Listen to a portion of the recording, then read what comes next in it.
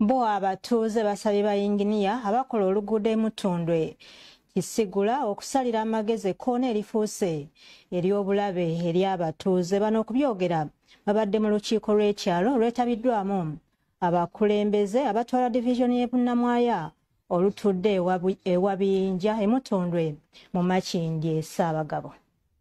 Olukiiko nolwetabiddwamu abakulembeze abatwala ekitundu kino nga bakulembeddwamu omubaka David Serukenya n'ekigendererwa ekyokulaba nga batebenkeza ekitundu kyabwe. Balumbiddwa abantu betutategedde kusaawa nga 10 ez'ekiro. Abatuuze baloopedde omubaka ebimu ku bibasoomooza omuli ebitundu obutakulaakulana, enguudo embi n'ebirala nga bwe bannyonnyola. Ekkoona eryo lifuuse akattiro.